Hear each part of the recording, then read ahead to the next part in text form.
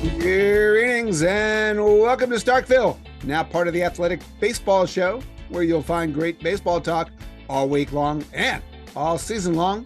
I'm Jayson Stark. I write about baseball for The Athletic. I'm joined once again by my good friend, writer, broadcaster, professor, distinguished former major leaguer, and the voice of Sunday Night Baseball on ESPN Radio, Doug Glanville. Doug, Yes. I missed you last week. I'm sure you missed me. I was in Sicily. How did that go, man? I mean, what was that like? Yeah, we had an amazing family reunion many miles from Starkville. But I understand that you had a little chit chat about me and my gelato sandwich. So, you had a gelato sandwich. I'm going to fill you in on this. Well, the picture looked like it was like a sandwich. You're like, oh, this looks great. Yeah, why isn't it melting? We kept saying, why isn't it melting?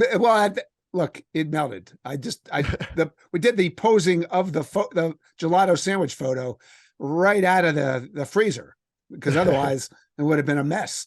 But I'll tell you how this worked. One of my vacation rules, if you're in Italy, is how often can you have gelato? As much as you want, every single meal. Why not? So this was like 10:45 a.m., something like this. Went to a little coffee shop, and they had gelato on the menu. I thought, okay, I'm going to have some gelato. Talked my daughter into it. So we both order chocolate gelato, which looked amazing.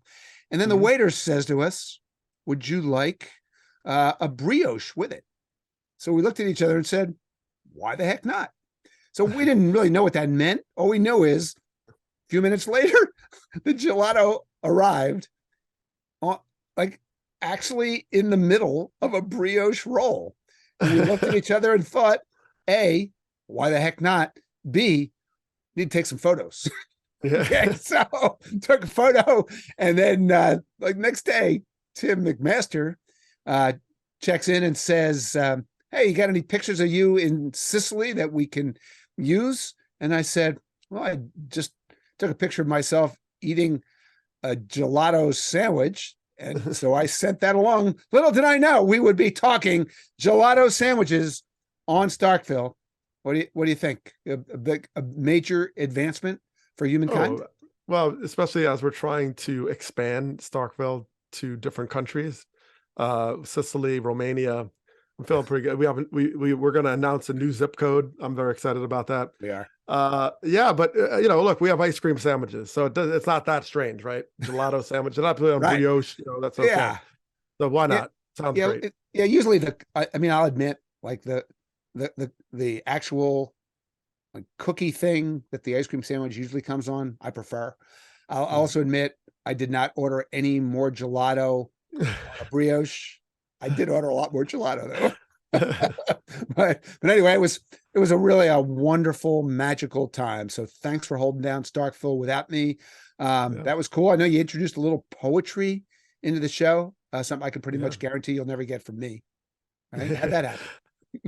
I don't know how that happened. I think describing, I had a long trip where I did Dodger Yankees, and then I did 3 games in Anaheim versus the Cubs, and I saw Ohtani every day. So I just figured, this is the right person to write about awe and the awe-inspiring performance. And he's only gotten better since that show, right? I mean, this guy's MVP, Triple Crown candidate. But so I just figured I'd talk about awe and how important it is as fans. So that's where it came up. But I just kind of wrote it that morning, and we put it together, and Tim hooked it up. So here we are. That's great. All right. Well, look, check out Doug's amazing poem, Awe. Not awe, from last week's show, if you missed it. But speaking of poetry, what do you say we bring in this week's very special guest? Because anytime he speaks, it's always poetic. Doug, I love talking with all of our visitors to Starkville, but I'm even more stoked than usual to catch up with our guests this week, because it is always uplifting to talk to the brilliant and hilarious analyst for that team still known for now as the Oakland A's, our good friend, Dallas Braden. Dallas, thanks for stopping by to see us in Starkville, my friend. Hey, no problem. No problem. Thanks for the invite. Glad I found it on the map. And easy with that B word, Jay, the brilliant. All right. Easy with that, because you're going to start to raise expectations. And with zero expectations comes zero disappointments. Okay. Okay. You weren't supposed to take that literally. Take it literally. Fair enough. All right. Look, man, it's always great to talk to you about pretty much anything, but I think it's especially timely this week because that team that you work for, that team you once pitched for, looks like it's bound for Las Vegas. So we need your help in trying to make sense of this because I still haven't fully been able to make the reality of it sink in. So I guess that's my first question. Like, has it totally hit you that the A's look like they're about to exit Oakland forever? Yes and no. Yes and no. It's tough. Like I for a long time tried to make sense of what goes on in the business world of baseball, not just related to the Oakland Athletics and their current situation. And I found myself at a very early phase realizing, buddy, you're going to drive yourself more crazy trying to figure things out and trying to make sense of things you just don't understand than you are if you just kind of stay in your lane. And so as a player, I just kind of stayed in my lane. As a fan of Bay Area baseball leading up to the incredible opportunity I had to play for the organization, you're privy to the rumblings and the conversations about potential moves from yesteryear and the impact that had on fan bases and so on and so forth. So then you fast forward into your playing career and you're really just, you got tunnel vision. I want to get to the big leagues. I want to help the big league team, wherever that team may be. That's really not even a concern of yours. You just want to play baseball. You just want to play ball. And so as a player, I heard the rumblings of, hey, new stadium. And again, that's stuff that I think, honestly, you get excited about because it's something new. And so you're interested in how that would operate, how that, like, I don't know, what does this process look like? So it's interesting from that respect. And then I think it's very humbling to realize as soon as you really try to wade in and figure out what the goings on actually are, you have next to no clue unless you are in those rooms having those meetings. And even then, you don't know what those conversations are like. So as I've said before, and I've said it time and time again, I realized very quickly, this is probably a place where I just need to keep my focus on what I'm doing as a player and not worry about anything else. And I think that mindset has kind of helped me through my evolution as a fan initially to a player to now a broadcaster. Yeah, I get that. I think that is the way to try to, especially work through a situation like this. But there is an emotional side to something like this happening, and just the thought of the A's not being in Oakland. How emotional is that for someone like you? Well, it is emotional because I have such a tie to the fans, and I love baseball fans in general. But Bay Area baseball fans, whether they're Giants fans or A's fans, for me, it doesn't matter because, I grew up watching both teams and I grew up connecting with fans from both sides of the Bay. So when you walk into a tailgate in San Francisco, you got a great idea of what you're going to get. I mean, I was in AT&T Park 2010 during the World Series run. My good friend Brian Wilson was closing for the then would-be world champion San Francisco Giants, and I was out in the parking lot before the game having a blast with those fans, right? Just having a great time of what they were embarking on, which was about to be a legacy, a foundation of a legacy laid down. So that was awesome. And you know what you're going to get when you go to the town, when you go to Oakland and you roll into one of their tailgates, right? So just the energy and the fans' passion is what makes this emotional for me because of the long-standing connectivity that I've had. That's where my heart always lies. And it's never for me, it's never a matter of taking sides in a circumstance like this, because I would like to think it's street legal for a local boy like myself to have the love that I have for the organization. And that is irrespective of them moving or where they're moving or why they might be, like, none of that matters. I'm allowed to love the fans, and that's what I do. Yeah. I have so many cool memories of sitting in that stadium, watching great A's teams from previous eras do their thing. Can you even put into words the journey from what this franchise used to be and where it is right now? Well, what's really cool about the opportunity that I've had with this organization is I have had the opportunity to celebrate its greatness that I have had less than zero part of. Okay. So when we're talking about celebrating 50 years and they've got the greats coming through, I do fantasy camp with the Oakland A's, which is, in my opinion, one of the greatest fantasy camps we got going. Our organization does a tremendous job with fantasy camp because I'm out there playing baseball with guys like Bert Campaneris, right? Dave Stewart is out there, Carney Lansford, Terry Steinbach. So I'm on the bus with a lot of these guys. Joe Rudy, Gene Tennis, right? Vida, rest in peace. God rest his soul, because that has been such an impactful loss in our community to not have Vida. There's folks that are still reeling over that, and understandably so, because he meant so much to us. But you talk about the greatness. I mean, Rookie of the Year, MVP, like just Cy Young, like just there's so much history. And for me to ever have the opportunity, as I've said, to get on the bus and enjoy those conversations that those guys have with each other, the junk they're talking to each other when we're on our way out to, it's great. I love every minute of it. And I think it's understood now that the game changes, the game evolves. And we were actually talking about this on my podcast earlier this morning about how the business of baseball has evolved. And you think back to, when the luxury tax was first implemented and where teams were starting to figure out how they could compete, wink, wink, nod, nod, and whether or not that was going to be a sustainable approach. Well, we watched this organization take the analytical world by storm and really at the forefront of that evolution. So where we're at now, respective to where we were in terms of the greatness, I think is just I think it's an understanding of how the game has changed and how teams and organizations compete under the pretenses that have been laid out and that have continued to change in our game.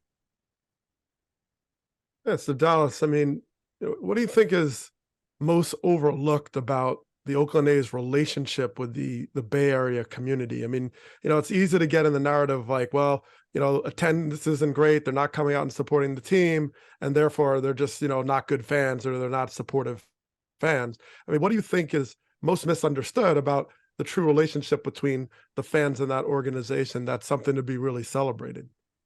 I think there is a misunderstanding about the folks who have their boots on the ground and are doing the work in the community that might not get a lot of the shine, that might not get a lot of the spotlight. And that's kind of where I say, I think I can understand how the business side of sports can overshadow a lot of the wonderful things that are happening, because you get caught up in the business aspect and you forget to remember that these sports teams in the communities they're in, they do have an impact, right? I was a young kid who was getting to go to A's games free because of the ticket services that they were providing to our downtrodden community in Stockton, California. So I reap the benefit of these fine people rolling up their sleeves and going to work in our community.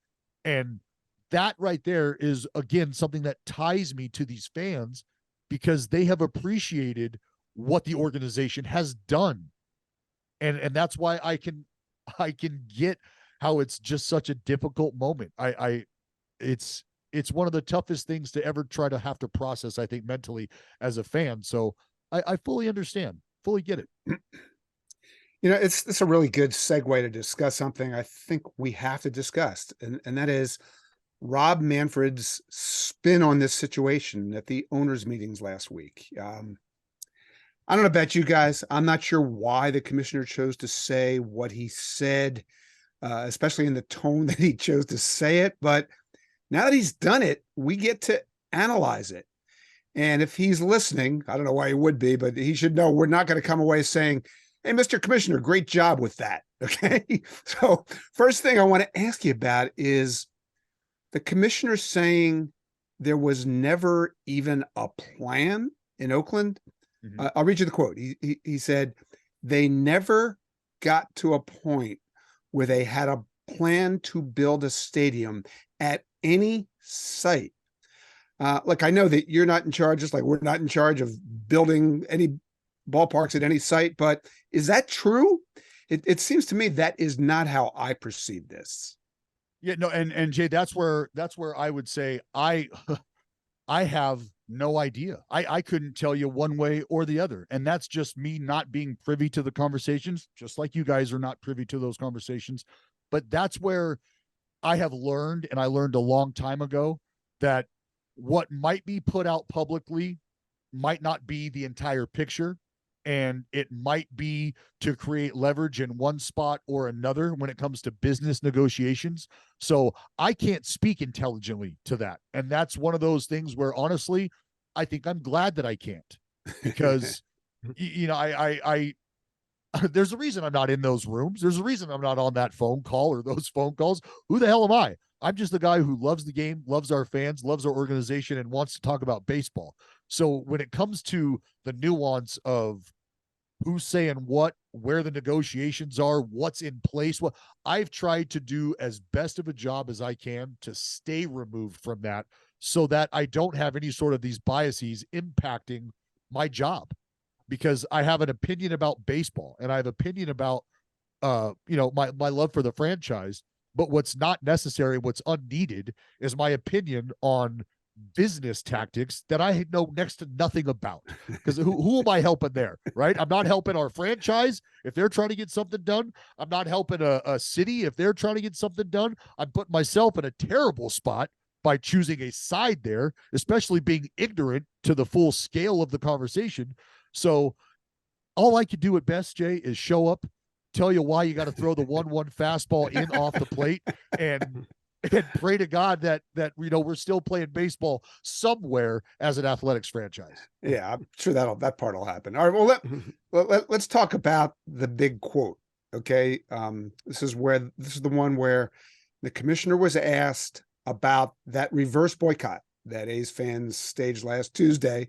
A lot of people came out to show how much they love the A's. So the commissioner was asked if he watched that, and his response was, "I was at dinner with the owners." Dinner with the owners. That's how he answered that. And that wasn't even the money quote, because the money quote is one I think, unfortunately, Rob Manfred will never live down. It's going to go down alongside the piece of metal quote, talking about the World Series trophy. Here's how this one went. He admitted he was aware of reverse boycott not. So then he was asked, what was his impression of that? This is what he said. He said, "It's great to see what is this year." Here it comes. "Almost an average Major League Baseball crowd in the facility for one night. That's a great thing." That's what he said. I know you've tweeted about this, but Dallas, how did you react to those words? There's, Jay, like, this is completely separate from the from that game from June 13th. My opinion on this is completely removed from what is going on between the fans and the commissioner, from what is going on in Oakland right now. My opinion on how he has treated the fans and the players prior to anything to do with Oakland, I think, is probably pretty well known.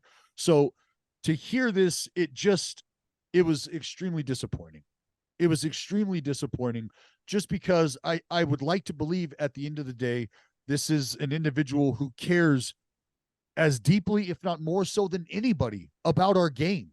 I think that's that's a characteristic of the individual that we would all like to see in the person with the sort of authority that Mr. Manfred has.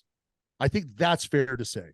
So anytime a steward of the game, to the extent that our commissioner is, starts to take unnecessary shots at teams' fan bases, I think it's understood across the board that that's probably not going to put a lot of smiles on people's faces. Yeah, I know it certainly did not in Oakland. And again, as far as the fans in Oakland feel, it's nothing new to them, which is why they have done what they've done and solidified, galvanized themselves together in a show of support for each other. Because imagine how they must feel if, like, imagine how fans, not just Oakland A's fans, imagine how fans must feel if the one individual, like, what if it was, what if this was the NBA or the NHL? Like, I don't know those commissioners' names. Adam But Silver, geez. NBA. Yeah, Adam Silver, NBA. Yeah, well, what if Adam Roger Silver, Goodell would be the NFL. he's done some great things, for the league. But for him to, like, take a pointed shot at a fan base, I think everybody would understand that the fan base would take exception to that. Yeah, where's the empathy for those people? Well, I don't understand. That would be, I guess, a question that I would pose to you guys is, I mean, Dougie, with all the experience that you've had as a player and in the media, and Jay, all of the incredible stories that you have written and the insight you have provided to the game of baseball, to the fans of the game of baseball, is this something that you guys have seen before or experienced before? Well, I could answer that question a lot of different ways. I'm really curious about what Doug thinks. Doug, what should Rob Manfred have said in answer to that question? Well, I mean, it's like Dallas says, like, every fan is gold. Every fan is gold. And it's not just Correct. about the fact that they show up to the ballpark, because Dallas just outlined very clearly, like, sometimes you just have barriers to be able to get there: transportation, finances, work. And I tell the story all the time about my family. My mom grew up in North Carolina, but she spent her summers with my great aunts and uncles who were in Philadelphia. And they loved baseball. Jackie Robinson got them in it, but they were really mad at the Philadelphia Phillies for how they treated Jackie Robinson and Philadelphia as a city. So they effectively boycotted the Phillies. They would listen to the radio and just not be fans, though. And it wasn't until 1998 when I was the starting center fielder of the Phillies, nearly 50 years after Jackie Robinson broke in, that they were willing to forgive. And then eventually the city said, okay, we probably should say something, and they did. So that just tells you, the legacy of pain of one statement, one act towards someone who's representative of a community, and how important it is and how longstanding it can last. And so you have to treat that with care. And, I think of it this way as like a parent. My kids, I have 4 kids, and this is a question I would absolutely pose to Dallas as well. Like, I grappled at different moments about what I want to stand for as a baseball father, and saying, like, hey, support this team. That always meant a lot. That endorsement meant a lot. And there was times I struggled with Boston, because Boston's history, wasn't so great. There was a lot of things on race and Jim Rice and things, some of the ownership. And then Chaim Bloom went and did a whole lot of things that I actually appreciated. So, you grapple with these things and say, do I want to put my family behind this? And so there's deeper levels that sometimes prevent or inhibit people from physically showing up and raising the attendance numbers, but they're living and dying with this team, whether on the podcast, on the radio, somewhere along the lines, that in a quiet way. And maybe that doesn't fill the revenue up, but it matters. And so I guess to Dallas, the question I have in that realm is, you have kids, you understand that, and what do you grapple with when you're sitting there going, well, I'm an A's fan, and whatever, they could be Las Vegas, or like, how do you envision that? Because you always have a vision as I'm going to raise my kids and they're going to be Phillies fans, and then something happens, and then you have to reset and maybe focus on being a fan of the game. I mean, what has that been like in your mind, with the possibility of, like, being this A's, soul, and it might be in a different geographical location, for example? Dougie, I am I think at times I am loyal to a fault. And I think I would rather be loyal to a fault than not having an idea of what I would like to stand for, or maybe some of the principles that I would like to stand for. And I never, ever forget the people or the individuals, the group, and in this case, the organization, who looked at me as a viable option, whether it may be at best to have just filled out a minor league roster spot, or in my case, at best, get to the major leagues. I will take a bullet for this organization, and have proudly done so in the past, because of that very fact. that they were the ones who provided me with an opportunity to provide a life for my family. So when it comes to considering where that could be taking place, I've long said at home for me is on a baseball field. I don't care if that's in your ballpark or in my ballpark. When I go on the road, I'm at a ballpark. I'm home. I'm around friends and family because they love baseball just like I do. So the idea of grappling with how I could potentially raise my children, I'll tell you right now, I went to bed with my daughters the other night covered in an A's blanket. We woke up in an A's blanket. I do not foresee them ever going to sleep under anything other than an athletics blanket. All right. Since you asked me how I would have answered that question, I'll give you an answer. I don't think it should have been that hard for the commissioner of baseball to say, let's just start with one thing he actually did say, which is, this is not an outcome that I wanted. He did say that, right? So if he didn't want the outcome, doesn't he then have to say, I really feel for every fan of this team. I really appreciate what they were trying to say to all of us when they came out the other night. I've experienced myself many great moments sitting in that ballpark with those people. I know how passionately they've supported their team for so many years, and I feel their pain. This is business, but on every other level, I feel their pain. Why was that so hard to say? I don't know, Jay. I'm with you. That would have been great. That would have been great to hear. I mean, that would have landed with the fans, because even just the simple acknowledgement, like I'm going to do here, which is understanding that there's much higher business tactics and negotiations at play here than we're going to be privy to. So understanding that, for the folks who aren't privy to those, what is your message to them, right? I think that's what we're asking. And I don't know why that was not an option, because I would love to believe that individual, Mr. Manfred, is far more intelligent than to think that would not be received the way it would, or the way it was. And the folks around him, look, and they don't know what he's gonna say, So I don't know if that's a conversation had before maybe he takes the podium and addresses the media, but that's why I said it was disappointing and it was hurtful, because it's easy to get angry about stuff like that. Everybody would understand. But the pain that I felt was like, I feel like I'm being vulnerable saying that hurt, but it did. It hurt. Like, it almost made me want to cry. Like, man, really? Like, that's so tough. That is just so tough to hear right now, because it makes you feel like there's a disconnect.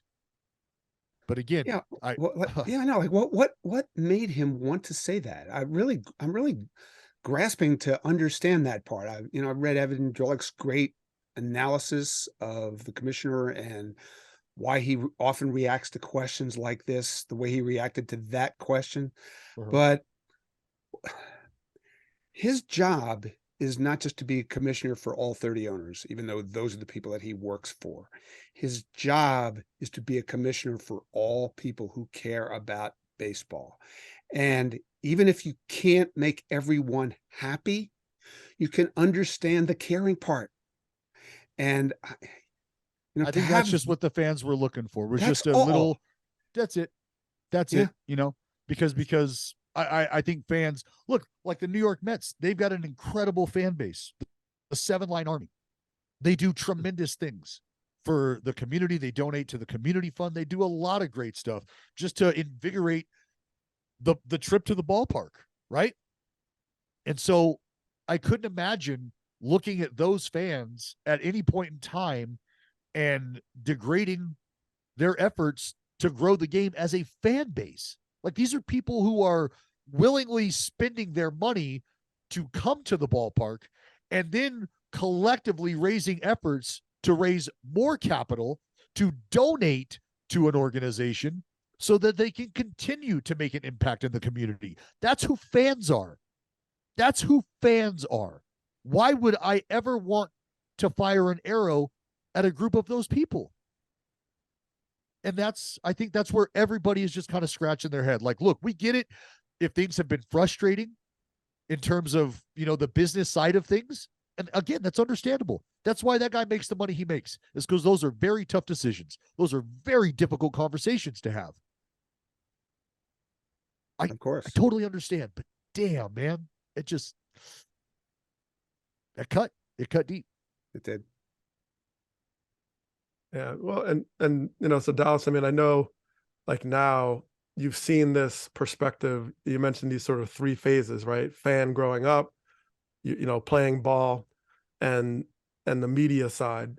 Can you talk a little bit about the evolution of that relationship? There's a consistent through line, but also, now you're at a chair of a critical eye, even if you don't use it recklessly, you still have that perspective. And what's changed for you in the last few years if you've kind of been in the media chair, and what responsibilities you feel? It is understanding how much more of the business aspect impacts the job that I do, and how I do the job, and understanding, like, because as we sit and talk here right now, I have a responsibility to my organization. I have a responsibility to the game of baseball. I have a responsibility to the men that I cover, to the men and women that I work with. I have a responsibility to the fans who want to be spoken to straightforward, right? And so I have to figure out a way to balance all of that, on top of, as I mentioned, the emotion of being a homegrown fan who got the opportunity to play for the team and is now in a position as the broadcaster. So I have to figure out what those lines are and learn how to walk them, and learn how to walk them very carefully, which is what I'm trying to do, especially during times like this, because I want the fans to know how much I love them. I think the organization understands how much I love and appreciate them. And I think everybody understands how much I just love this damn game of baseball itself. And so growing and evolving in these roles has helped me learn how to try to connect on different levels and in different ways with people who have different opinions about what's going on in the moment. All right, I have an idea. This would be a show of recognizing the meaning of the A's in Oakland. Should this team be allowed to take the A's name with it if it leaves? You know what I mean? Like when the Cleveland Browns moved to Baltimore in the middle of the night, they didn't get to take the Browns name. They took everything else. Brooklyn they Nets, were that kills me. Yeah. Well, think about this, and this is, and listen to what I'm about to say. They were the Kansas City A's. They were the Philadelphia A's. Right? They were. Yes. But the A's is the common denominator there. So I don't know, in years past with with Charlie Finley and the ownership groups that were coming through, I have no idea how they were able to keep the name, what sort of deals went on to allow that to happen. I'm sure that I wish somebody would write a book about that. Maybe that's already happened and I just haven't read it. I'm sure those are great stories. But yeah, that's interesting to wonder. It's interesting to think about, just because I think you've seen precedent set, as you guys have highlighted, where things do change, and you've also seen precedent where things stay the same. Yeah, franchise moves were way more common back when the Philadelphia A's moved to Kansas City in 1950s, and then when the Kansas City A's moved to Oakland in late 1960s. Okay, so it was a little more of a frequent occurrence then. It's a really rare occurrence now. So I'm thinking maybe the template here is what happened in Cleveland, where you can move your team to some other place, but we keep the identity of our team. And when should say baseball then expands to Oakland, expands to somewhere in Northern California if the A's leave, which I actually think is a good idea, is a desired outcome. If you want geographical realignment, that would be a great market to expand to and keep the symmetry geographically. What would be wrong with calling that team the A's? And just like the Browns have done, have the record book of the Oakland A's reflect the team in Oakland and not just whatever they decided to do or wherever they decided to move. I don't think you're going to get, you're not going to get any argument. You're not going to get any pushback from anybody that's been an Oakland A's fan to keep that name going. I don't think, but I also think that that fans of an original franchise, it's kind of weird. Almost like, I know that that's not my team per se. That used to be my team. It's a different team now, but I can appreciate where they come from. Like, I'll give you an example for myself. All right. They've long talked about my area code back home in Stockton, California, and whether or not it's going to be changed. And I happen to have that area code tattooed on my stomach. So should that change, my response has always been, I don't care what they change it to. I don't care if they throw another digit in there. The 209 is where I am originally from. That's where I am from. So should that change? That's great. It's kind of like Pompeii, we know about it. It's not there now. We know what happened. So I basically, I'm sporting Pompeii on my stomach regardless. So I think those fans kind of feel the same way. Like, hey, we get it. You're going to call it what you want to call it. We think about them this way. So again, I think that's one of the tribalistic things about sport that I really enjoy as well, because for no good, justifiable, or understandable reason whatsoever, you can take that stance and you don't have to explain it to anybody as to why you feel that way. Didn't Pompeii play second base for Charlie Finley, or am I mixing him up with somebody? Well, it was not until after he grew the mustache. Right. Oh yes, yeah. Well, it'd be kind of hot there at second base over there. Oh my God. Well, yeah, the 209, man. No, I appreciate that in terms of like where we're from. Well, your team. It's been an interesting turnaround. Just talking about on the baseball side of what seemed to be this like exercise in futility to inspiration. I guess, how did you see the transition moments between the A's that started the first, 55 some odd games to what they're doing now? I mean, it's just like, how does that even happen? Well, what's great about this, Dougie, and I'm sure you've experienced things like this. I know you have. I did as a player, where you get there and, you're looking around and you're going, yeah, I'm the 26th guy here. Got it. Okay. Nobody wants me in this tight ball game. Really, nobody wants me in this ball game anyway, but I'm going to have to figure out how to get better so that they don't have that cringe feeling when they're looking down there and trying to figure out, all right, I guess call Braden's number. We'll see how that goes.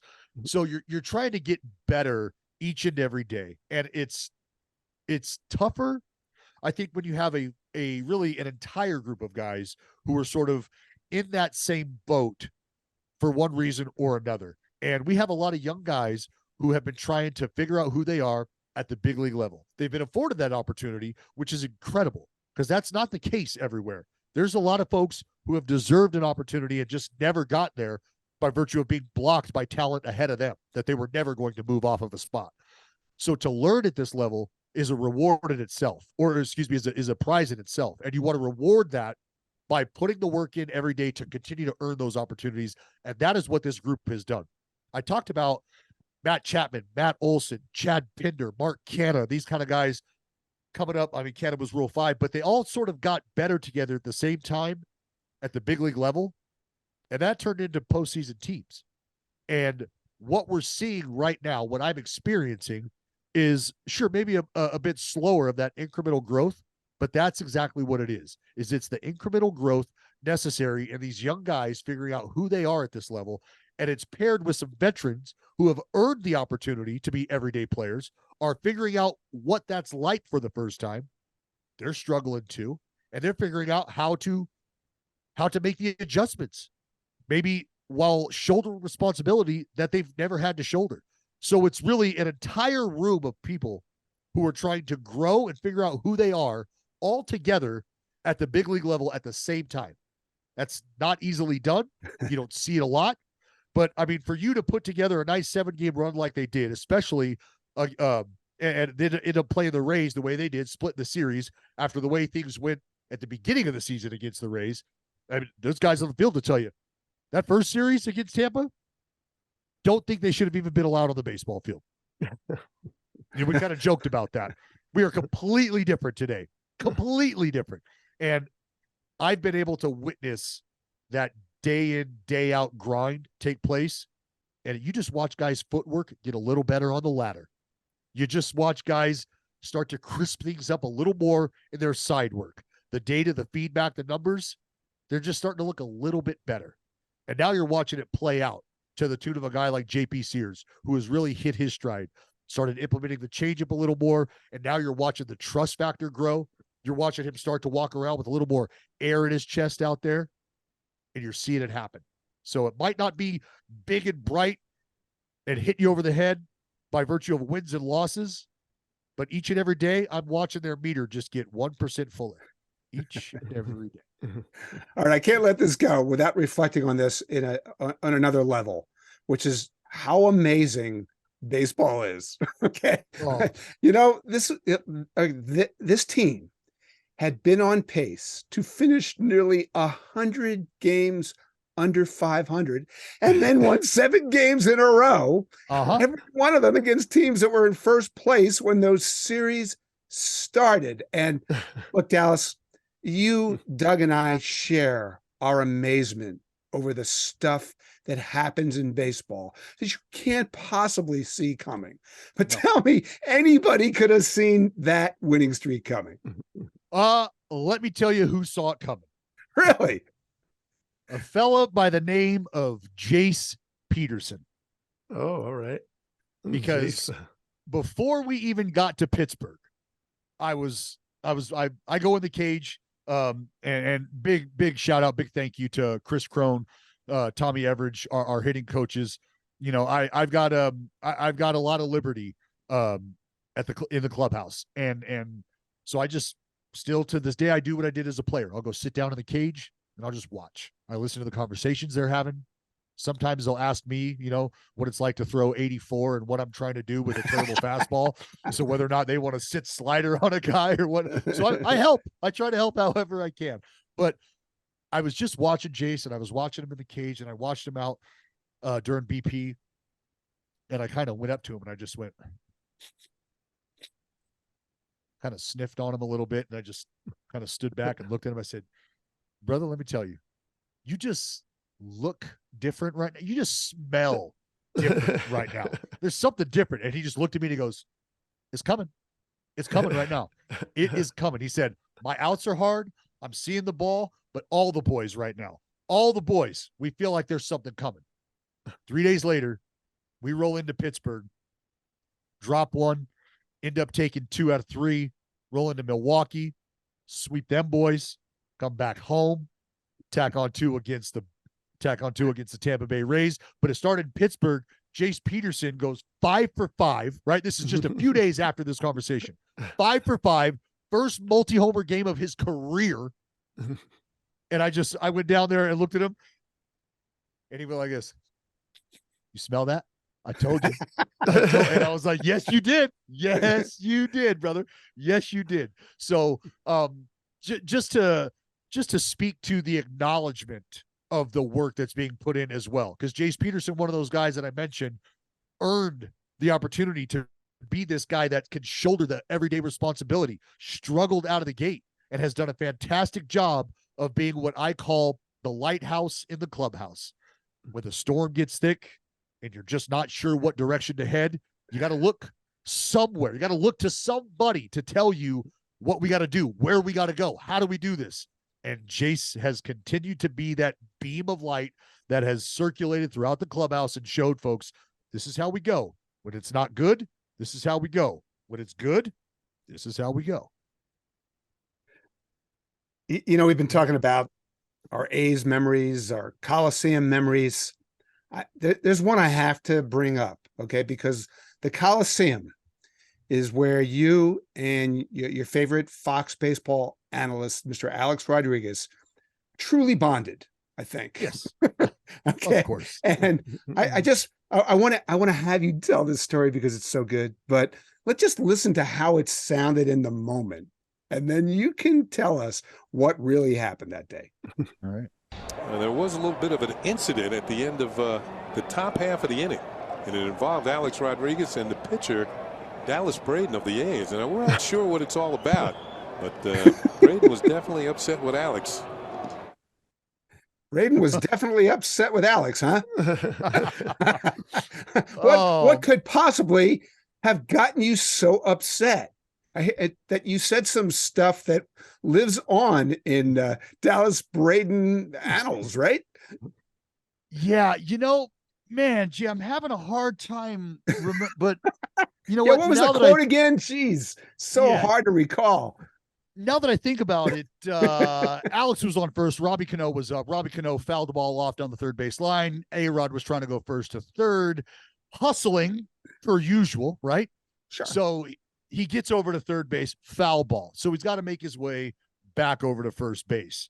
Well, there's a big pile of dirt, really a mound of dirt, if you will, in the middle of the baseball diamond.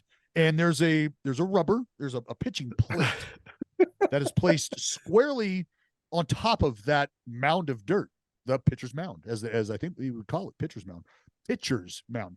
So on my way back up the slope, up this pitcher's mound, this mound of dirt, again, in the middle of the diamond, I get right near the top where that plate that I told you about is located. And if you go back and watch the video of this very moment in time, he is not 3 feet away from me. He is not 10 feet away from me. I am maybe a step and a half away from the rubber. And this cat comes traipsing along my mound. What in the Sam hell are you doing? What are you thinking? Never in your life have you taken this route back to first base. But today you're going to? Why? Because our record looks the way it does? Because my win-loss record looks the way it does? 26-36, not great. Don't look it up, trust me. So I didn't need to hear anything. I've always felt this way. And this, again, part of growing up in the area, this is just how we roll. This is how the Bay rolls. I don't care who you are. All right? On that diamond, that is my house. That is our house. Every guy behind me, every man, woman, and child in the stands, this is our place. Okay? So I made sure he understood that. And I made sure he knew that it was my mound. So I said to him, and I'll keep it PG, get off my mound. And he kind of snapped his head around as he was running back to first base. And he looked at me and I said, yeah, get the F off my mound. And he just, and he kept going to first base. And my first baseman at the time, Derek Barton, told me this after the inning. Alex asked him, hey, was he yelling at me? Was he talking to me? And Barton said, he goes, I told him the truth. I told him you're a weirdo. Told him you talk to yourself out here all the time. People ask me this all the time. And I told him, no, you're just talking to yourself. But that wasn't the case in the moment. Everything was pointed right at that dude. So fortunate enough to get Robbie Cano to roll over into a double play, a little 4-6-3, and A-Rod just peels off. He doesn't even try to go into the bag hard, right? Shocker. Doesn't try to break it up. Not trying to do any of that. You get dirty if you do that. So I look at him after the play is ended. The play is unfolding, and I'm not even watching the play. I'm walking in that direction, coming to him, and I'm yelling at him everything that I had just yelled previously. Hey, this time it's stay, not get off. It's stay off my mound. And he like throws his hands up at me like, what? And that's when I was like, oh, you son of. And then I got my manager coming out. I got the umpires coming out. Oh, and it was not great. Probably not my best scene. But the kicker, no pun intended here, Jay, and you'll appreciate this. I'm fired up. My manager's, swatting me back into the dugout. Shut your mouth. Get in the dugout. What are you doing? And I'm furious. You got the Gatorade jugs and the Gatorade cups set right up there on the top step. And I'm coming in and I just waylay the cup holder. Boom, kick it hard as I can. And what happens? The damn cups go flying, hit the back of the dugout wall, boom, and bounce squarely back and hit me right in the forehead. Right in the forehead. And I was given about 4.5 seconds before everybody just kind of looked at me and was like, you're an idiot. You are an idiot. And I was like, yep, you're right. I am an idiot. There's no video of that one, huh? No. There's it is actually. It's out there. Not only is there video of me kicking the cups and then coming back and hitting me in the head, some fine card collector has actually gone through the trouble of turning that into like a hologram baseball card. How many copies of that card do you have? I have exactly 0. I am in the process of tracking it down because I jokingly said that should be a card. Like some of that, like I'm surprised that picture isn't a card because they're called short prints or super short prints where you'll see players just, in not in action. Maybe it's doused with an ice jug or, they're doing an interview. It'll be a card of that nature. So I said, someone needs to super short print that. And sure enough. That has NFT written all over it. It does. Yes. Or GIF. Yeah, exactly. Yeah. Uh-huh. Yeah. Baby. Well, and Dallas, like, when you think of the Hall of Fame, Oakland A's history, we got to talk about Dallas Braden perfect game. And I guess, what does it mean now with all this time to reflect and all the things that are happening in Oakland right now as you think about that history? Well, Dougie, I am not so naive or ignorant to know, and I say this every time I have an opportunity too, just to make sure folks know that I understand. I'm not sitting here speaking to you, fine gentlemen, if that day never happens. That's just simply put. I understand that. And the celebration, the decade plus long celebration, really, that has been going on in Oakland with the fans, I don't deserve any of that. And I know that. And that's why I try to make sure our fans know how much I appreciate them. And I try to make sure our organization knows how much I appreciate what they have done for me as a player, for my family. I mean, it's a moment in time that my grandmother relives daily.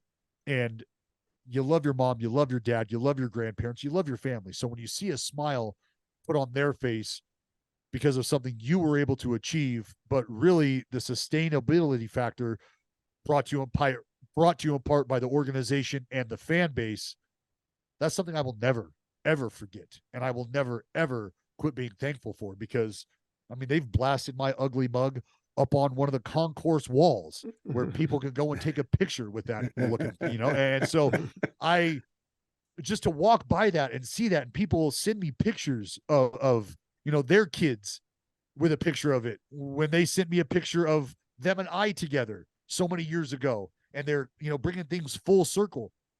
It's like I almost don't like having the conversations because they're so emotional sometimes. There's not a day that goes by where I don't hear 5 or 6 stories about where they were on Mother's Day, where they should have been on Mother's Day, but they didn't leave because they weren't going to leave the TV, and they were late, and they were getting blown up by mom and grandma and aunts. And so being able to continue to relive that moment and relive that time has been a blessing that I never saw coming. And I don't know that it's something that you ever think is real or ever think is possible. I've always said that stuff's reserved for the great catfish hunter. That stuff is reserved for Dave Stewart, our Black Ace, and Vida. Like that's who that kind of stuff is reserved for, right? Not not me, not the 24th round slappy who just got lucky. Like that's so to be able to share that with our fans is and our team, like that's just, I don't know that I'll ever be able to properly put it into words. All right, you guys are really good at segues. You don't even know you are, because we can't let you leave, man, without playing America's favorite game, Know Your Dallas Braden Trivia. I know you're dying to play it. It's easy to play. Here's the deal. You threw a perfect game, but do you know which pitchers did and didn't throw perfect games? So just read a few names. All you have to do is tell me whether they did or didn't throw a perfect game. Are you ready to play? I'm ready. Let's roll. Okay. Start you with an easy one. Roy Halladay. Book it. Yes. That was what, like 3 weeks after yours, right? Yeah. Yeah. And how about this, Jay? Here's a funny story about that. Mark Burley called me to welcome me into the Perfect Game Club. Okay. He's like, look, something happened for me, so I'm passing the baton. Just want to congratulate you. Welcome. Watch the last hit is great, man. Congratulations. Good for you, blah, blah, blah. And I was like, dude, this is incredible. The guy on my iPad that I've got every game he's ever pitched downloaded so I can watch just called me to congratulate me. And then, like you said, about 10 minutes later, Doc throws his, and my clubby comes up to me. He's like, hey, so do you want us to get Halladay on? I was like, buddy, what you think that I'm going to call Roy Halladay and congratulate and welcome him to what? He's going to look like absolutely not. He's going to look at that like it's a phone call coming from county jail. Like, absolutely does not accept these charges. No chance. That's a good call. Yeah. He's not answering your call. Yeah, beat it. No way. From the 209. Who's calling me from the 209? Yeah. No chance. Yeah. Reject. All right. Well, that was a good answer and a good story. So Nolan Ryan, Nolan. Did he or didn't he throw a perfect game? He did not. He did not. Right.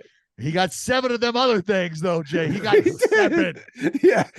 He leads you in total no-hitters, but perfectos, you're in the club. Where's he? You might invite him to be like a guest speaker sometime. That's good. Yeah, he's got more 2-hitters than I have career victories. Let's just put it like that. Okay? Well, there is that. Yeah. Okay. How about Justin Verlander? Perfect game or not? He's been knocking on the door. He just doesn't know the high sign. He doesn't know he's not the club. Sorry. You're right. He's got 2 games where he only allowed 1 base runner. I mean, one time he walked a guy in the first inning, and that was perfect, but he has no perfect games. So you're 3 for 3 at this game. Here's one. This is a little before your time, but Cy Young, did he or didn't he throw a perfect game? Cy Young did throw a perfect game. You're good at this. He threw the very first perfect game of the modern era. And the reason I know that is because I am the proud holder of the one and only complete battery set of cards thrown by the pitcher and the catcher. So from Cy Young all the way to King Felix, I've got every pitcher and every catcher ever involved in a perfect game. I have both of their cards. Wow. I thought batteries not included. No. I'm wrong. Batteries included. All right. Okay. So I got a hard one for you now. It's the last one. You're 4 for 4. All right. Pedro Martinez, did he or didn't he throw a perfect game? Well, what's the cutoff innings wise, Jay? You're good. You're so good. Brutal for Pedro. Because okay. Trick question. Right? Trick question. Yep. 9 perfect innings in a game in San Diego. It was 95, I think. But it was nothing. Yeah. So the game wasn't over. He came out for the 10th. What did he do? He gave up a hit. Is that perfect? That's it. It doesn't check the box. It does not check the box. Right. 9 perfect innings, but not a perfect game. How weird is baseball, right? It's incredible. And Pedro, actually, a couple of years ago at the All-Star game, Pedro, I was talking to Pedro with my partner, Jared Carabas, who I do the podcast with, who is a huge Red Sox honk. Yeah. So we're talking to Pedro, and, Pedro just, he's got his hand on my shoulder, and he's just kind of, moving me around a little. And he was like, Perfecto, I never I didn't throw a perfect game, and I'm looking at Pedro as he's saying this, like in his godlike aura that's surrounding him. Like, Pedro, stop it right now, because the story, like, just don't do. I appreciate you, bud. Thank you very much. I shouldn't even be on the same baseball field as you right now. So thanks for letting that happen too. But don't sit here and talk about, like, because I mean, it's freaking Pedro, right? Yeah. That was fun, because even Jared was like, it's just crazy to think like that you have done something like that. And that dude, right? Like the guy who in today's game, you are streaming every one of his starts. Like, you're not getting on the, you know what? There's Southwest has another one in an hour and a half. I can't get on. Pedro's in the 7th right now. He's got nothing working. Like, I can't get on this plane. Can't do it. He's that type of talent, right? So just to see sometimes the shock and amazement when people realize, like, one good day of work that I had, as opposed to the decades plus bodies of work that these greats have had and still not able to check that box for whatever reason. It's mind boggling. Yeah, well, that was the greatest performance ever in Know Your Dallas Braden trivia. Also the only. but 5 for 5 is very impressive. 5. We call that a superfractor in the collector's business. Yeah, it's a 1 for 1, baby. 1-1. There ain't gonna be another Dallas Braden performance like this on Dallas Braden trivia outside of Dallas Braden. No doubt. Dallas, we love talking to you, man. Thanks for enlightening us about a really difficult situation involving a storied franchise that we all care about, and hope this somehow has a happy ending. Here's the deal. If this tale evolves, anything changes, would you please come back and visit us again so we can kick it around? Absolutely, Jay. You know how much I love and respect both you and Dougie. I can't thank you guys enough for just thinking of me. It's nice to see some positive attention paid to our club, especially during the little run that they just had. Even understanding there's a lot of ancillary noise going on surrounding the team right now, I think it's important to continue to shine light in positive areas, and that's what the organization has been able to do in their community for a long time, what the players are doing on the field right now. And anytime I get to talk A's baseball, I'm excited, especially with you fellas. So thank you very much. Well, we loved having you. Please come back. I mean that seriously. Mudwater is a coffee alternative with 4 adaptogenic mushrooms and Ayurvedic herbs. With only a fraction of caffeine as a cup of coffee, you get energy without the jitters or crash of coffee. Each ingredient was added for a purpose. Cacao and chai for mood and a hint of caffeine. Lion's Mane to support focus. Cordyceps to help support physical performance. Chaga and reishi to support your immune system. And cinnamon for antioxidants. I love my morning coffee, but I don't want to go back to that kind of caffeine later in the day, and Mudwater is the perfect alternative. Mud is Whole30 approved, 100% USDA organic, non-GMO, gluten-free, vegan, and kosher certified. Mudwater donates monthly to the Berkeley Center for the Science of Psychedelics, as Mudwater believes the country is in a mental health epidemic and sees psychedelics as useful tools for individuals with depression, PTSD, anxiety, and other mental health experiences. To get 15% off, go to mudwater.com/MLB show to support the show and use code MLB show for 15% off. Okay, it's that time again. It is time for listener trivia, our way of involving you, our favorite listeners, in this show. And Doug, I feel like this week we should be calling ourselves the anti-A's of trivia, because we never lose. Does that sound good? Well, that streak they went on, so we're kind of that one, the 7 days of Oakland A's. Yes, so we're in that bucket. Yeah. Now, I think I recall Mayor Tim telling us last time that we are now 9-3 in trivia. 9-3 since the start of spring training. Tim, is that right? I have 10-3 now. 10-3 now. Okay, 10-3. Yeah. It makes no sense. And then last week you maintained our hot streak without me by basically not even bothering with trivia. Was that your strategy? Best way to lose? Not play? Absolutely. I wanted to preserve it, so I can marinate and enjoy it a little bit longer, kind of like being at the beach or something. So I just soaked it in, a little more sun, and then I figured we should do it together and bask in the glory as one unit. So I appreciate that. Okay, let's bask a little bit then. Look, if it seems to me that if you want to be great, you should be proving your greatness over and over. I know we're stretching the definition of greatness, but that is my story, and I'm sticking to it. So let's welcome in this week's special trivia guest star. For the second straight show that I've been involved in, our trivia guest submitted his question via the miracle of Facebook. That's working. It's Caleb Gosh, who is joining us from, and this is a first, by the way, from Romania. Caleb, welcome to Starkville. Thank you very much, gentlemen. Honored to be here. Well, we are honored ourselves. Now, for all those wondering what Caleb is doing in Romania, talking to us, Caleb's serving in the military. So first off, thank you for your service. Why don't you tell us a little bit about yourself, where you're from and why you're in Romania? I'm originally from upstate New York, just north of Utica, a little town called right. Bradens.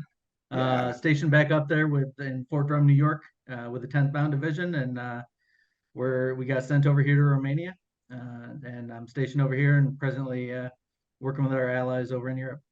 Wow. Well, we are truly honored to have you here. So let's do it. Let's play some trivia. You have a question? My question is, is there a Starkville, Romania? Is there a town of Starkville in Romania? Not that I've seen, but I'm not very good with the language yet. Okay. All right. We'll figure it out. I can't even envision what a Starkville, Romania would be like. Romanian baseball trivia, pretty narrow niche. All right. Well, let's play the game. We asked for questions related to what else? The A's this week, and Caleb came through. So, Caleb, why don't you hit us with your question? All right, gentlemen. Since the A's moved to Oakland in 1968, they've had more AL Rookie of the Year award winners than any other team. Can you name 5 of the 7 recipients? 5 of 7. This is a great question.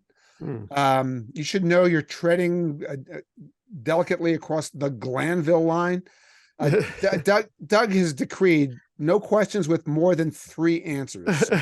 We need to negotiate this with him. Doug, how many of the 7 rookies of the year do we need to come up with in your latest subtle cheating scheme? Well, there's two. Well, first of all, 7. I just hear the words World Series bounce off my head. And of course, to win the World Series, you need to win 4 out of 7. So that seems victorious. So I think that's one way to look at it. Yeah, I kind of, that's one thought I had. Now, my question was, do we get 7 guesses to get 4? Is that too much? I don't know. You have to think about how many guesses do we get. That's how you usually manage to parlay a nice, simple question into your devious cheating schemes. Yes. But let's, all right. So let's negotiate this with Caleb. Is 4 answers okay? You should know. Our guest this week before you came on was Dallas Braden, and he just dropped one of the answers on us, Vita Blue. So, should we make it 4 out of 6? 5 out of 6? I think 5 out of 7 is the perfect baseball way to go about it. Okay, so 4 more besides Vita, or 3 more? Vita, is that one of your answers? Oh, he gave us one. So I don't know if it's one of the answers. He told us that. I don't know if he's right, though. Is he true. right? We didn't authenticate, but that's true. We didn't authenticate. We didn't ask him about this either. He just started spinning off all of Vita's accomplishments. It sounded pretty authoritative, I have to admit. So, all right. So what are we doing here? We're going to make 7 guesses. So we're going to say we don't trust Dallas Braden to give us the right answer. We don't trust. We're gonna. I think we have to be confident and guess Vita Blue because nobody confirmed it. All right. Okay. So 4 plus Vita. Well, I don't even know what we're doing. Vita is not one of them. Okay. So never mind. All right. 5? Okay. So we're not going to guess Vita. All right. So we're going to 4 out of 7 sounds good.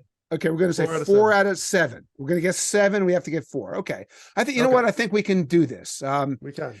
All right, Doug, the funny thing is, when I thought about this question, maybe this is a testament to how bizarre my mind works, but I felt like I had a better recollection of the obscure Oakland Rookies of the Year than the famous ones. Okay, Ooh. I thought about Bobby Crosby because I knew his brother. Okay, so I thought about Andrew Bailey. I met his parents once at one of my book signings. It was the year he was Rookie of the Year. So I know those 2 guys both did it. I don't know why I remember Terrence Long. Remember him? But I'm almost sure Long. he won 2. Right? I'm pretty sure. So that would be 3. Mark McGuire, we know he won it. He set the rookie home run record. I gave you 4, like right off the bat. I mean, again, I don't know for a fact they're all right, but they seem right. 3 of them I know are right. So then who else? I did Reggie win it? He yes, great pretty early on, right? Was there another closer besides Andrew Bailey? Did Houston Street maybe win, right? The Rockies or something? Well, he went up with the Rockies, but he didn't start. Oh, right. Okay. I mean, those are a couple names on my list. Why don't you tell me who's on your list? I mean, not many. I mean, I did think about Reggie Jackson. Yeah. I thought about Eric Chavez. Wasn't he Yeah. didn't he have he had a really good rookie year, I thought. Yeah, I thought about him.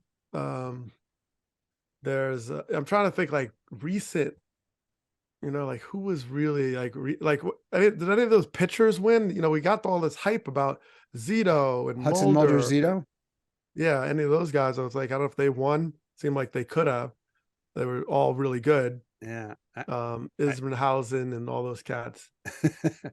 Yeah, Isring hasn't broken in with the Mets though. Mets, but yeah, that's true.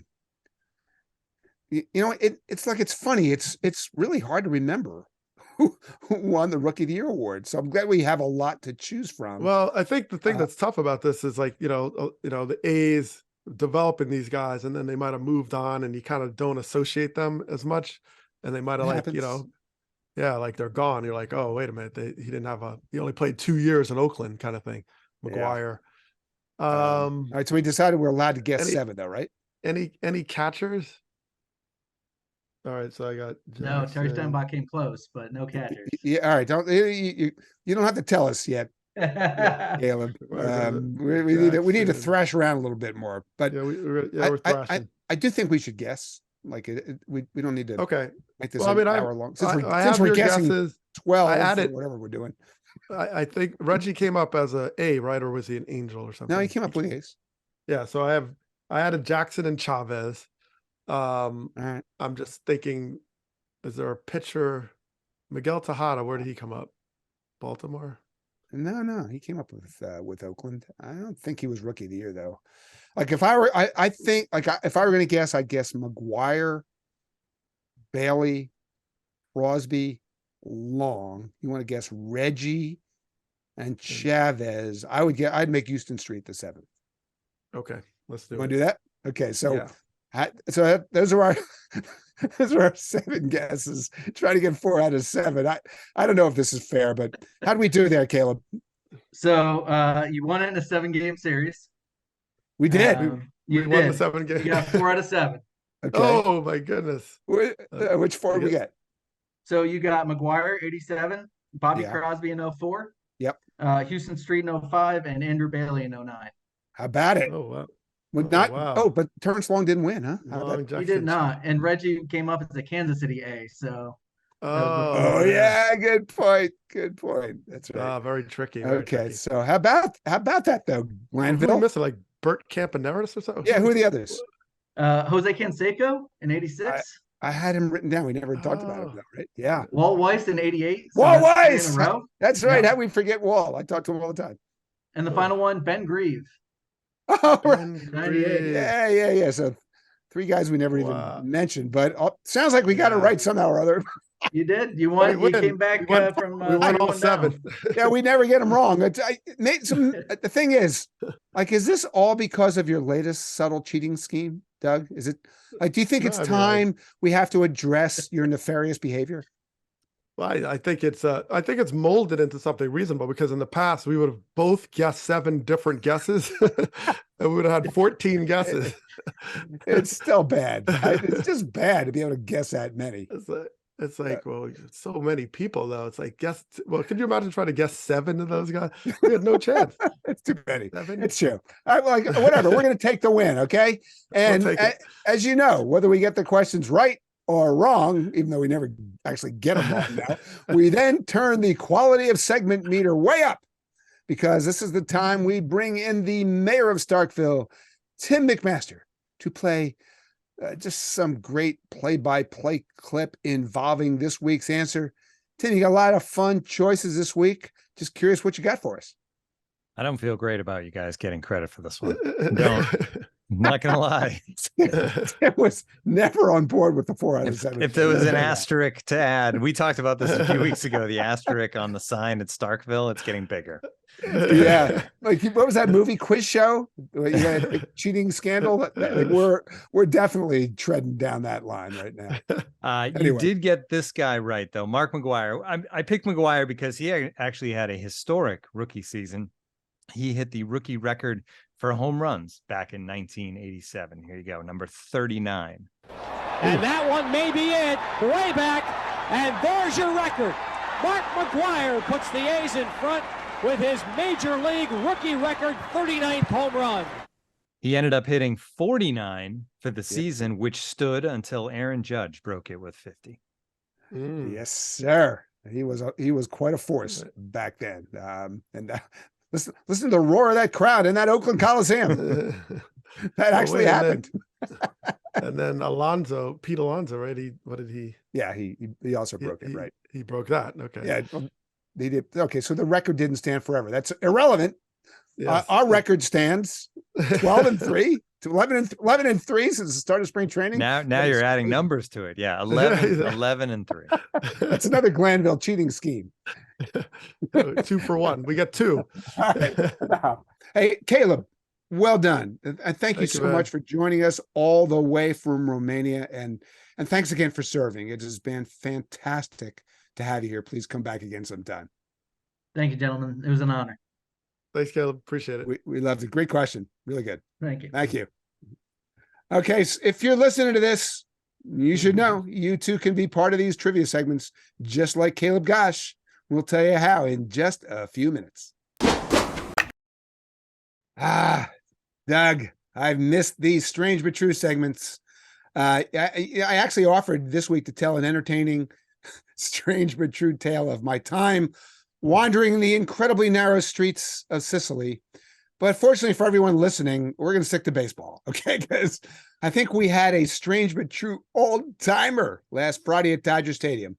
So let's just set the scene before we listen to this, because it's so good. 11th inning, wild game, Giants-Dodgers. Giants take a 2-run lead in the top of the 11th. So now it's the bottom of the 11th. Jacob Junis on the mound. Zombie runner on second. Mookie Betts at the dish. We got to hear what happened next. I honestly can't hear this enough or watch it enough. Betts, a pop-up on the infield. Who wants it? Schmidt hustling in from third, and he dropped it. And then Junis picked it up and threw it away. Oh, my goodness. Betts is going to... Now the Dodgers will have 2 at third. Yastrzemski throws to Crawford. They've got Mookie in a rundown. They're going to throw home. Patrick Bailey will flip to Junis, who tags out Bush. Betts ends up at third, and that's one of the craziest plays in the history of the game. One of the craziest plays in the history of the game. It really was. John Miller on the radio side called it a Greek tragedy. There were no Greeks in the play, but it was so true. So, all right, let's just recap that. Okay, that play went error. That's how it started. 2 errors on a ball that had a hit probability, according to StatCast, of, you want to guess, Doug, what the hit probability was in this ball? 0. 3. 0. Okay, so we had error on a ball with a hit probability of 0. Then it eventually turns into a 9, 6, 4, 2, 1 out at third. 7 Giants touch the ball, and the guy who threw the pitch and the guy who hit the pitch both wind up at third for the out, which is how the play ends. It was so good, man. Doug, I'm just going to open it to you. Your thoughts. Oh, I love those phone number moments of hitting every single. I mean, where was the center fielder? It's actually a zip code moment. Zip code? Oh, okay. Yeah, no center fielders touched the ball. Nope. See, that's a failure on the center fielder's part. You got to get in there as a center fielder. You feel obligated. Back up some Otherwise, you feel base. left out. You got to back up something. You might even have to slide into third. I mean, just to add more chaos, you just slide into third just to see what happens. Sort of like Jose Abreu after his first home run this year, just slid into the dugout. You know what I'm saying? So I did a little research, and Greek tragedy is really fascinating. And apparently there's a catharsis. That's sort of part of the Greek tragedy. You have to go through a catharsis. So I'm wondering what that could mean in this context right now. Is it that the official scorer decides to erase the play from existence because it was too chaotic and just sort of start over? You have so many. So I just think that something must have happened. And if you look at the Giants right now, the catharsis may be that they passed the Los Angeles Dodgers in the standing. I think it's like that moment teleported them into, I don't know if they're in second place now. I think it's second place. They are. So they teleported ahead of the Dodgers. And I think at that point, from this day forward, the Dodgers will not be allowed to catch the Giants unless they go through another catharsis where 12 people touch the ball on an infield fly.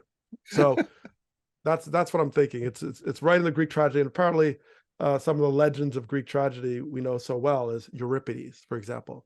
And so I think if you're really doing a full circle, you have to have a Greek tragedy night in San Francisco and in Los Angeles. And, they have the City Connect jerseys. The City Connect uniforms now need to be Athens, and it has to be something straight out of Greece with Euripides across the chest. And so San Francisco Euripides, that's where we have to go now. So that is the full catharsis, and I'm very excited about seeing that. And see here, I thought you couldn't have a Greek tragedy on a baseball field unless Kevin Youkilis was involved. So what do I know? True. Yeah, there we go. Right, Bring Youkilis the manager. He could be. Make it. All right. I'm just curious. So what was your greatest rundown moment in your storied career? But I bet you can't top that one. But I'm still curious. I cannot. But I mean, I've definitely been involved in some crazy plays. Well, I do remember getting. Let's see. Before I was traded to the Phillies, still with the Cubs, I got into a rundown at Veterans Stadium, and I was actually able to get out of it by sliding in the middle of first and second base and had Mickey Morandini miss me. And then I was able to get back safe. So it's kind of a cool move. And the irony of that is I got traded for Mickey Morandini, maybe because of that play, because apparently that was part of a Greek tragedy. Catharsis was that I was traded from the Cubs to the Phillies. One very exciting moment of mine was we had a crazy play like that. And as a center fielder, I ended up at second base, catching the ball and tagging the runner who was sliding into second. That was very glorious. He was safe though. But I remember the look on his face, like, where did you come from? And sliding and looking at me like, what are you doing here? I said, exactly that. So that was Jimmy Pearsall, my outfield coach, said, you got to back up the base. So I kept backing up. And as I kept running, I found myself in the infield. And I think the look on, I don't know if it was Roland or someone who threw me the ball, was like, okay, I guess this guy's there. So I wish I got the out though. That would have been glorious, but I got to catch and tag a runner as the center fielder. That was really cool. Wow. So all those putouts that you accumulated, one of them was almost at second base. Who knew? Yeah. I mean, who knew? It was beautiful. Yeah. Yeah. By the way, great job by our friend Andy Baggerly in his story. Oh, this is Comedy of Errors. You can still read it in The Athletic. Andy did something I have done many times when a play like that breaks out. You know what it is, Doug? He went to the zip code finder. Oh, pretty fun. Well, you know what? It was really disappointing because it turns out there is no 96421 zip code in all of America. I didn't give up, though. I kept going. The closest I could find was 96121. That's Milford, California, which is in Northern California. It's right near the Nevada border near Reno. So it's the wrong zip code, but either way, I'm going to guess because they were in Northern California. Big fans of that play in Milford, California. Had to be. Well, here's the thing. This is destiny now. Now at Starkville needs to adopt that zip code. That needs to be our zip code. I like it. 96421, Starkville, USA. There it is. That's our zip code. All right. Do we have to alert the Postmaster General or anything, or we just do it? Yeah, we just do it, and then they could cease and desist us at any time. Right. So you can write us here at Starkville 96421, and if it somehow gets returned to sender, blame the Postmaster General. All right, that's going to do it for this week's show. We'll be bringing you podcast magic just like this all season long on the Athletic Baseball Show, which is available in its entirety, absolutely free, everywhere you get your podcasts. And if you'd like to read any of the great baseball coverage in the Athletic, including Doug Landville's new piece on baseball and fatherhood, we can tell you how. Just go to theathletic.com/baseball show. And if you're a new subscriber, you can sign up for a 1-year subscription for just $1.99 a month. Also remember, though, you can be part of this podcast.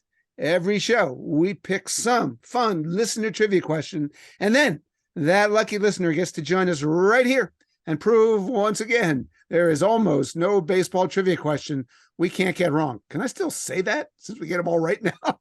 Yeah. So we'll deal with that some other time. To reach us, you can email us at starkville@theathletic.com. That's Starkville with an E on the end. Or you can check out my Facebook fan page, as Caleb Gosh did. We've actually had 2 in a row from Facebook. Or you can do it. Most people do. Send us these questions via what's left of Twitter. Doug, you're one of those things that's left of Twitter. Where can people find you and your blue check mark? Yeah, just follow the blue, I guess, and it's still my name. So far, it's not been copyrighted or anything.